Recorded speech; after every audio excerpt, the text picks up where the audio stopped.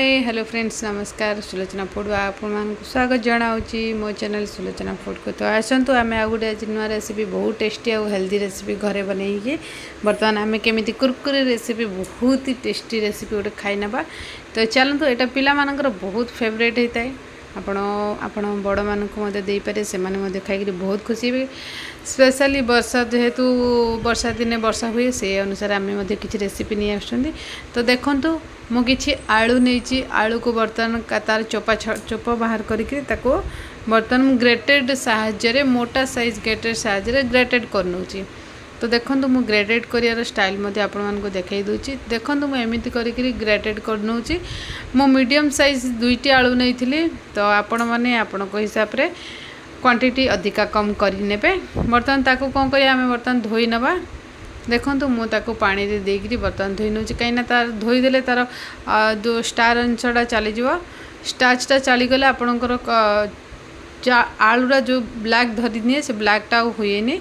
तो से आम कौन कले आलू को दुई तीन थर कर धोई नेले। एपटे देखु आम कड़ाई बसईकि बर्तमान आम से गोटे चामच ही ऑयल देकर बर्तमान आम से जीरा देदेले।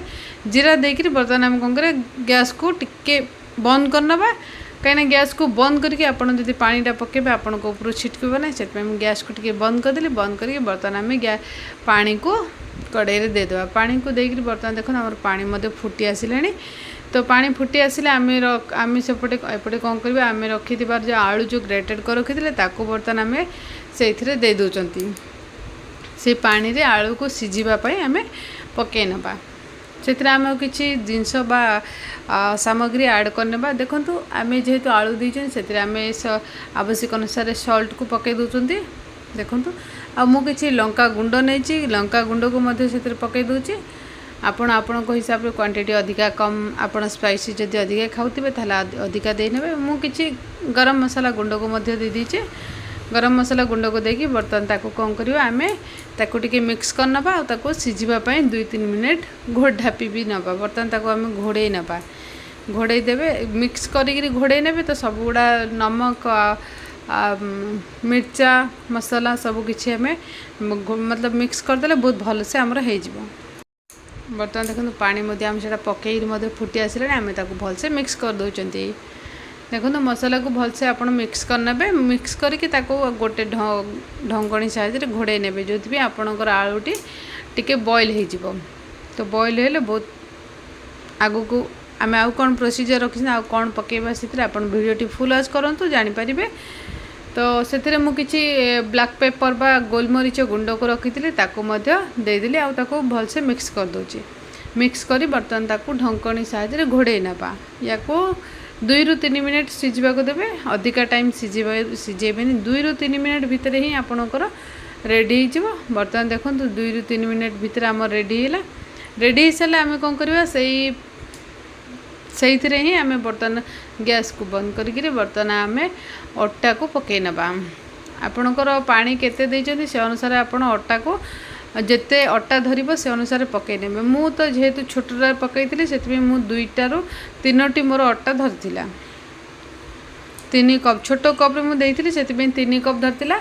बड़ कप रे आमर 2 कप रे इनफ बा हो जाता से 2 कप पकई घाटिली पुणी थे आम पकई घाटुं आउर गोटे कपटे आमर निहाती लगी कहीं आपणकर अटा जेपर हुए ना अटा जमी दलती से हिसाब से आपटा होगा दरकार। से आउ गोटे कप देती आम टे आउरी पानी जापे टे ये अच्छी से कौन कली से आउ गोटे कप पकईकि से चकटे देती। बर्तमान गैस फ्लेम को बंद कर सारे बहुत बेल। तो बर्तमान देखो आम अटा चकटा टाइप होगला।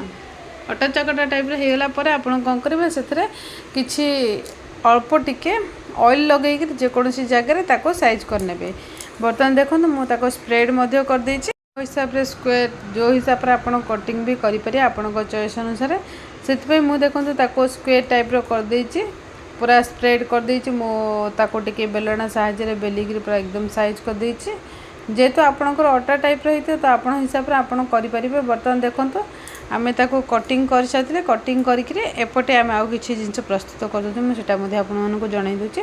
मु देखंतु एपटे किछि चाउल गुंड को नै छि आपन चाहिले आ मैदा मध्ये नै परिबे। मु एटा किंतु चाउल गुंड रे करूछि क्रिस्पनेस आसीबा पय। तो सेथरे मु देखंतु गोटे स्पून राशि को दे दउछि, गोटे स्पून भरी के राशि के दउछि आ चिली फ्लेक्स गोटे स्पून दे दउछि। देखंतु मु चिली फ्लेक्स किछि नै थिली चिली फ्लेक्स को दे दउछि। चिली फ्लेक्स देकर बर्तमान आम कौन करवा ताको टिके मिक्स करनबा। मिक्स करदेले देखंतु मिक्स करके आपणकर पानी क्वांटिटी देखिकी देबे। बेसी बैटरटी पानिया बिल्कुल भी करेंगे जमीती टिके शुखला रहिबो। मु आपनको देखै दूची जोंतु मु टिके मिक्स कर सारला पर आपण देखि नेबे बैटरटी तो जानि परिबे। मो टिके बर्तन मु टिके पानी अधिक करथिली तो मोर पानी बेसी हेइथला तो मु ताको पुणी थरे चाउल गुंड को देके ताको बैटरटी को मोटा करथिली। तो से आपन टिके देखिकी करेंगे। ये बेटरटी आमर ये होता पतला होता तथापि आम से देखो हलदी गुंड अल्प टिके देउछन्ती कलर बहुत भल आसवाई। कलर भल आसवाई हलदी गुंड टिके देउछन्ती। आ मु किछि धनिया पतर को काटिकी रखी धनिया पतर को मध्य दे दूची। धनिया पतर को आ सॉल्ट आवश्यक अनुसार सॉल्ट मध्य पकईदेवे। देखो आवश्यक अनुसार सॉल्ट मध्य पकईदेवा। सॉल्ट पकईकरी बर्तन आम ताको मिक्स करदे। मु या भितर मोर बैटरटी केते मोटा पतला होती से अनुसार देखिकी बर्तन कौन करी मु ताको टिके आउ गोटे चामच चाउल गुंड को पकईकी मु करदेली। देखो बैटरटी मैं आपण मानकु देखैली स्पून रे केते मोटार आसीबा पता देखिकी मु आपनको तार टाणिकी देखैली से अनुसार आपण माने मध्य मोटाटी रखिबे। बैटरटी को मोटा रखिबे। बर्तन बैटरटी मोटा रखिला पर आम जो काटिकी रखिथिले ताको टिके साइज करिकिरे बर्तन आम एपटे ऑयल बसीचन से बैटर रे बर्तन से अटा गुड़ा को देदेबा। देखो आम से गोले मतलब पूरा भलसे ताको ऊपर कोटेड करिकिरे आम से गोला को सही सेप देचन से अटा ये जाको बर्तन अटा और चाउल आलू जो आम बनई ताको बर्तन आम गोटे गोटे करके देदेबा। बर्तन देखो मु गैस फ्लेम को हाई रखिकी करी आते आपण गैस पकेला बेले गैस फ्लेम को हाई रखिए। और जिते बड़े आपणकर पकईकी टिके हो तो आपड़ से गैस फ्लेम को मीडियम करेंगे। एकदम स्लो करेंगे कि एकदम हाई करेंगे। हाई कले आपणकर कौन पूरा तलफुट लगिज। आदि स्लो करदे ताहले आपणकर ऑयल सोक हो से आप गैस फ्लेम को मीडियम करेंगे। बर्तमान देखो आप देखिकी जापे आमर फुले बहुत गुड़े फुली जाइए। देखो से अटा और आलूर टिकी गुड़ा बर्तमान देखो आम फुली जाते बढ़िया से। तो बर्तमान आम रेडी हो सारे। तो बर्तमान काढ़ी नौ आम प्लेट को देखो प्लेट को बर्तमान काढ़ी नी से देखो ऑयल बेसी सोक है। तो आपण हिसाब से करेंगे। देखो राशि देते ना केते बढ़िया देखा जाऊँ खाइबा बेले ना रियली बहुत क्रंचीनेस होता। एमती कर आम सेकेंड टेस्ट टाइपटा पकई ना। पकेला बेले गैस को हाई रखिए। जिते पकई सारे से गैस को मीडियम करदे ताले आपणकर टिके गुड़ा बहुत भलसे फुले नेब। फुलवा संगे संगे सेकेंड स्टेपटी बर्तमान आम पकईकि देखो आम फुली आसला केते भलसे हो सारा। तो बर्तमान ताको आम बाहर करना बर्तमान रेडी हो सारा। तो बाहर कर नौ बर्तमान देखो आम रेडी हो सारा। सागर आप टमाटो केचप दे पारे कि चिली सॉस दे पारे कि चटनी दे पारे आपन चॉइस अनुसार आप खाई पारे।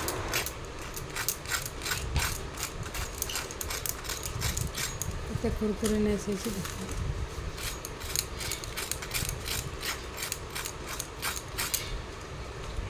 देखिले आमर जमीती कुरकुरीनेस भितरटी बहुत ही बढ़िया है। तो चलतु मुझे या मतलब खंड करके देखनी भी देखूँ। तथापि बहुत क्रिस्पनेस है रियली आपड़ जब थे करेंगे ना तो निहाती बारंबार कर खावा इच्छा हे।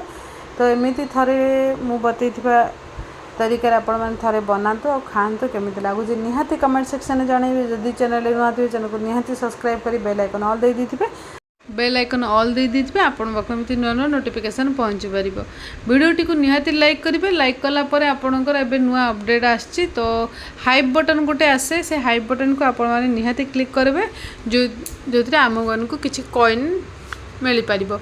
देखो भितरटी बहुत सफ्टनेस सहित बहुत जालीदार होती। ऊपरटी बहुत क्रिस्पनेस और क्रंचीनेस होती जोटा कि खाइबा को बहुत टेस्टी लगी। तो वीडियो पिला मानक जब ये रेसिपीटी करके देवे ना से बहुत खुशी हो। तो थैंक यू सो मच।